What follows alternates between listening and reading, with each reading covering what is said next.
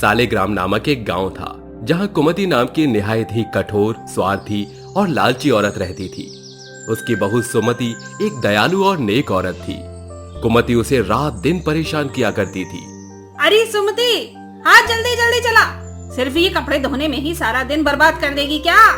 नहीं नहीं माँ जी, मैं जल्दी ही सारा काम निपटा दूंगी। सुमति दिन रात मेहनत करती थी, मगर कुमति उससे बिल्कुल भी खुश नहीं रहती।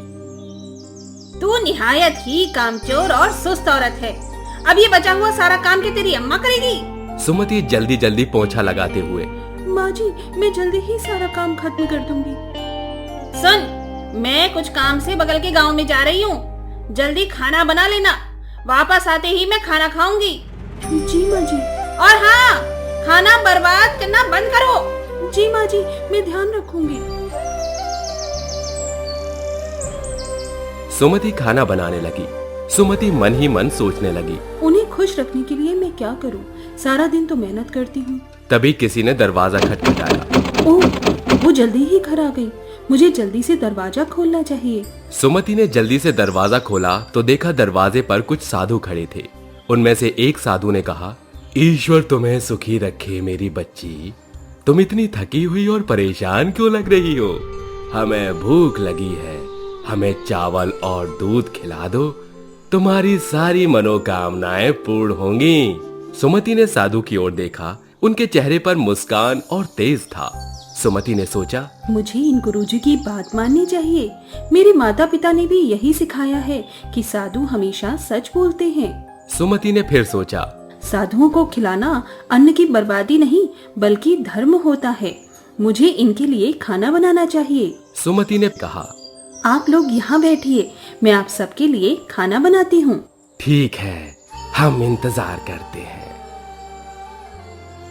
सुमति ने जल्दी से खीर बनाई और साधुओं को परोस दिया। साधु खीर खाते हुए, खीर तो बहुत ही स्वादिष्ट है। गुरुजी, कृपया और लीजिए ना। साधु अभी खीर खा ही रहे थे कि तभी कुमति वापस आ गई। अरे ये लोग कौन है और यहाँ क्या कर रहे हैं? क्या हमने कोई धर्मशाला खोल रखी है? माँ जी, कृपया ऐसे मत बोलिए। अरे निकलो सब यहाँ से भिखारियों, फिर यहाँ कभी मत आना। माँ जी, ऐसा मत कीजिए माँ जी। माँ जी, ऐसा मत कीजिए माँ जी। मेरे इतने समझाने के बावजूद तूने इतना अन्न बर्बाद कर दिया मेरा। साधुओं को भोजन कराना अन्न की बर्बादी नहीं होती माँ जी, हमें उनका आशीर्वाद मिलेगा। बकवास बंद कर। मेरे इतना मना करने के बावजूद तूने मेरा अन्न बर्बाद किया। मैंने अपने पिता के घर से यही सीखा है कि भूखे साधुओं को कभी भी अपने दरवाजे से खाली नहीं भेजना चाहिए माँ जी। बेवकूफ, इसी क्षण निकल मेरे घर से और जा अपने पिता के घर। सुमति दुखी मन से अपने पिता के घर के लिए निकल पड़ी।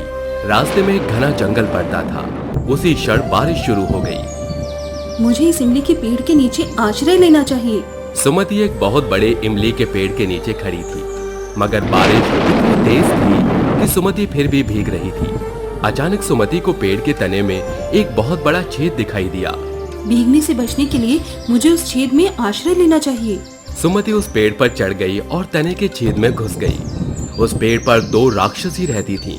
दोनों उड़ते हुए वापस आईं, पेड़ की डाल पर बैठ गईं। क्या मुसीबत है, कैसी घनघोर बरसात हो रही है। सच में मैं भी इस लगातार बारिश से बीमार महसूस कर रही हूँ। मुझे तो ये बरसात जल्दी रुकती दिखाई नहीं देती। हम कुछ खाने के लिए स्वर्णद्वीप पर चलते हैं। वो तो यहाँ से बहुत दूर है और मैं थक भी गई हूँ। तुम चिंता मत करो, हम नहीं उड़ेंगे बल्कि मैं पेड़ को ही उड़ा के ले चलूंगी। पेड़ उड़ने लगा। सुमति ने पेड़ के छेद से झांक के देखा, दोनों राक्षसी आपस में बातें कर रही थी। हे भगवान, ये मैं कहाँ फंस गई? इन राक्षसियों से मेरी रक्षा करो। दोनों राक्षसी आपस में मजे कर रही थीं और जोर जोर से हंस रही थीं। अचानक एक झटके के साथ पेड़ धरती पर उतरा। वे स्वर्णद्वीप पहुंच गए थे। मुझसे अब बर्दाश्त नहीं हो रहा, चलो कुछ शिकार करते हैं। सुमति ने दोनों राक्षसियों को जाते हुए देखा और मन ही मन राहत की सांस ली। शुक्र है भगवान का, दोनों चली गईं। बाहर निकलकर थोड़ा शरीर सीधा करती हूँ। सुमति पेड़ की खोज से बाहर आई। नीचे चमकती हुई बालू बिखरी हुई थी। अरे, ये बालू इतनी चमक क्यों रही है? सुमति ने एक मुट्ठी बालू उठाई और उसे गौर से देखा। हे भगवान, ये तो सोना है। साधुओं का आशीर्वाद सच हुआ। सुमति ने ज्यादा से ज्यादा सोना बटोर कर अपनी साड़ी में बांध लिया और वापस पेड़ की खो में जाकर बैठ गई। मैंने काफी सोना बटोर लिया, अब हम अपना जीवन आराम से गुजारेंगे। थोड़ी देर में दोनों राक्षसी वापस आ गईं। वाह, मजा आ गया, पेट पूरा भर गया, हमें बहुत बढ़िया खाना मिला। सचमुच मजा आ गया, अब वापस चला जाए। दोपहर में वो पेड़ सहित सालिग्राम के जंगल में वापस आ गए। ओह, मुझे फिर भूख लग गई। हाँ, मुझे भी। चलो चलकर कुछ खाते हैं। दोनों राक्षसी खाने की खोज में वहाँ से चली गई और सुमति पेड़ की खो से बाहर आ गई। इतना सारा सोना देखकर माँ जी जरूर खूब खुश हो जाएंगी। ये सोचते हुए सुमति घर वापस आई। माँ जी कहाँ है? देखिए, मैं कितना सारा सोना लेकर आई हूँ।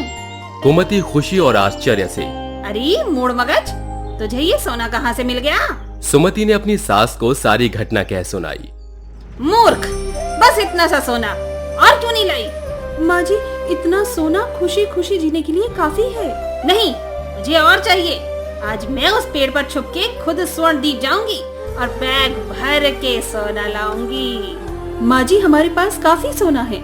उन राक्षसियों के साथ जाने से आपकी जान को खतरा हो सकता है। तेरे जैसी मूर्ख लड़की वहाँ से सुरक्षित वापस आ सकती है, तो इसका मतलब है कि कोई खतरा नहीं। कुमति 2 बड़े थैले लेकर जंगल में चली गई और उसी इमली के पेड़ की खो में छुप गई। कुमति मुस्कुराते हुए, मैं यहाँ बैठकर राक्षसियों का इंतजार करती हूँ। रात्रि हो गई थी। दोनों राक्षसियां आईं और पेड़ को लेके उड़ चलीं। सखी, आज मुझे मछली खाने का मन कर रहा है। ठीक है, आज हम कड़ारा द्वीप चलते हैं। क्या लगता है आज स्वर्ण द्वीप नहीं जाएंगी?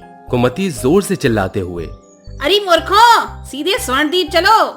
एक राक्षसी कुमति की ओर देखते हुए, अरे ये बुढ़िया कौन है? ये जरूर कोई चोर है जो हमारे स्वर्ण द्वीप से सारा सोना चुराना चाहती है। हाँ, ये कोई चोर है, चलो इसे मजा चखाते हैं। दोनों राक्षसियां पेड़ को जोर जोर से ऊपर नीचे हिलाने लगी।